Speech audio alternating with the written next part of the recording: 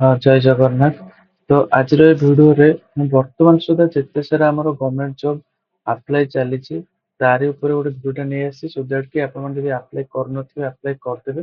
ତାର last date ସହିତ ଏଲିଜିବିଲିଟିଟା ବି ମୁଁ ଆପଣମାନଙ୍କୁ କହିଦେବି। ତ ପ୍ରଥମଟି ଆମର ଅଛି ଏସ୍ଏସବି ଷ୍ଟେଟ୍ ସିଲେକ୍ସନ ବୋର୍ଡରୁ। ତ କୋଉ କୋଉ ଜବ୍ ପାଇଁ ଆପ୍ଲାଏ ଅଛି ନା ଆମର ଜୁନିୟର ଆସିଷ୍ଟାଣ୍ଟ କୋଉଠି ୟୁନିଭର୍ସିଟି ଗଭର୍ଣ୍ଣମେଣ୍ଟ କଲେଜ ଆଉ NCC in different NCC group headquarters. ତ ଚାଲନ୍ତୁ ଦେଖିବା। ତ ଏହାର ଲାଷ୍ଟ ଡେଟ୍ ଅଛି ଆମର କେତେ 13 ଏପ୍ରିଲ 2026। ଆରାମସେ ଏବେ ମାର୍ଚ୍ଚ 19 ଚାଲିଛି ତ ଜଲ୍ଦି ଜଲ୍ଦି ଆପଣ ପକେଇ ଦିଅନ୍ତୁ। ତାପରେ ଦେଖିବା ତାର ଏଲିଜିବିଲିଟି କୁ ଏଇଟା କୋଉଠି କେତେ ଖାଲି ଭ୍ୟାକେନ୍ସି ଅଛି ସେଇଟା ଆପଣ ଚେକ୍ କରିପାରିବେ କୋଉ ୟୁନିଭର୍ସିଟିରେ କେତେ ଅଛି ଆପ୍ଲାଏ କରିବା ପାଇଁକା। ତ ମୁଁ କେବଳ ଏଲିଜିବିଲିଟି ଗୁଡା କହିଦଉଛି ସୋ ଦ୍ୟାଟ୍ କି ଆପଣ ଆପ୍ଲାଏ କରିପାରିବେ। ତ ୟାପରେ ଆର ଏଜ୍ ଲିମିଟ୍ କେତେ ଅଛି 42 ବର୍ଷ ତା ସହିତ SC ST ପାଇଁକା ରିଜର୍ଭେସନ ବି ଅଛି। ତ ଏଜୁକେଶନାଲ କ୍ୱାଲିଫିକେସନ କଣ ରହିବ ଆପଣ ନିଶ୍ଚିତ ଭାବରେ ଗୋଟେ ବ୍ୟାଚଲର ଡିଗ୍ରୀ କରିଥିବେ ଆଉ ତା ସହିତ ଆପଣଙ୍କ ପାଖରେ ବେସିକ କମ୍ପ୍ୟୁଟର ସ୍କିଲ୍ ରହିଥିବାର ଅଛି ଓକେ। ଆଉ କମ୍ପ୍ୟୁଟର ସ୍କିଲ୍ ର ସାର୍ଟିଫିକେଟ ବି ରହିବାର ଅଛି କମ୍ପ୍ୟୁଟର ସାର୍ଟିଫିକେଟ। ତାପରେ ନେକ୍ସଟ ରିକ୍ରୁଟମେଣ୍ଟ କୁ ଚାଲ ଯିବା। ତ ନେକ୍ସଟ ରିକ୍ରୁଟମେଣ୍ଟ ଟି ଆମର ଅଛି OSSC ତରଫରୁ ଯୋଉଟା କି 10+2 ଲେଭେଲର କଣ ପାଇଁ ନା ସ୍ପେଶିଆଲିଷ୍ଟ ପୋଷ୍ଟ ସର୍ଭିସ ପାଇଁକା ହେଲା।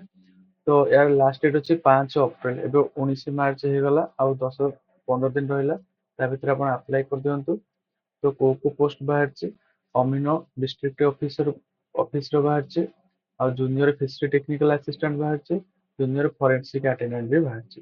କେତେ କେତେ ପୋଷ୍ଟ ବାହାରିଛି ଦେଖିଦିଅନ୍ତୁ ଗୋଟେ 15 ଅମିନଟା ଆଉ ଗୋଟେ ଜୁନିୟର ଫିଶରୀଟା 15 ଜୁନିୟର ଫରେନ୍ସିକ ଆଟେଣ୍ଡାଣ୍ଟଟା 54ଟା। ଚାଲନ୍ତୁ ଅଦର ଏଲିଜିବିଲିଟି ଗୁଡାକ ଦେଖିନେବା।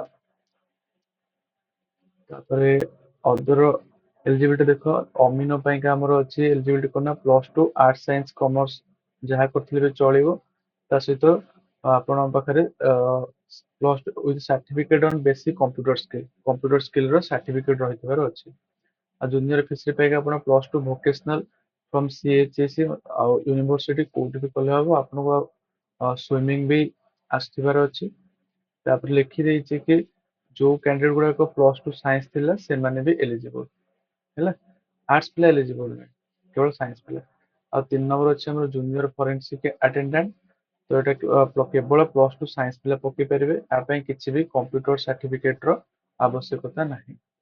ଥାର୍ଡ ଟା ଅଛି ଆମର କଣ୍ଟ୍ରାକ୍ଚୁଆଲ ବେସିସ ରେ ଏଟା ଟିକେ ଆପଣ OAV ପାଇଁ ଅଛି ଏଇଟା ଓଡିଶା ଆଦର୍ଶ ବିଦ୍ୟାଳୟ ବିଭିନ୍ନ ଜାଗାର OAV ଗୁଡାକ ବାହାରିଛି କିନ୍ତୁ ମୁଁ ଏଇଟା କେବଳ ଆମର ପୁରୀ ଜିଲ୍ଲାରେ ଦେଖେଇଛି।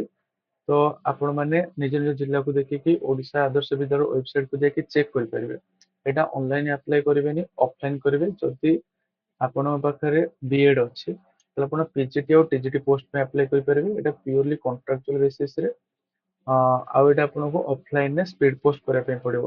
ଏଇ ଆଡ୍ରେସ ରେ ଏଇଟା ତ ପୁରୀ ପାଇଁକା ଅଛି ତ ଅଲଗା ସ୍କୁଲ ପାଇଁକା ଅଲଗା ଆଡ୍ରେସ ଥିବ ସେ ଯୋଉ ଆଡ୍ରେସ ଟା ମୁଁ ଆପଣଙ୍କୁ ଦେଖେଇଲି ଏଇ ଯୋଉ ଆଡ୍ରେସ ଟା ନୋଡାଲ ପ୍ରିନ୍ସିପାଲ ଓଡିଶା ଆଦର୍ଶ ବିଦ୍ୟାଳୟ ଏମିତି ଏ ଆଡ୍ରେସ କୁ ଆପଣ ସ୍ପିଡ ପୋଷ୍ଟ କରିବେ କାହାକୁ କରିବେ ସବୁ ଯେକୌଣସି ୱେବସାଇଟ ଯାଆନ୍ତୁ ଯେକୌଣସି ସ୍କୁଲ ବି ବାହାରୁଥିବ ତାର ଗୋଟେ ଫର୍ମାଟ ଦେଇଥିବ ଆପ୍ଲାଏ କରିବା ପାଇଁକା ଦେଖନ୍ତୁ ଏଇ ସ୍କୁଲ ପାଇଁ ଏଇ ଫର୍ମାଟ ଦେଇଛି ଏଇ ହିସାବରେ ଆପଣ ଫିଲଅପ କରିକି ନିଜ ସାର୍ଟିଫିକେଟ ର ଜେରକ୍ସ କୁ ଷ୍ଟାପଲିଙ୍ଗ କରିକି ଆଡ୍ରେସ ରେ ସ୍ପିଡ ପୋଷ୍ଟ କରିବେ।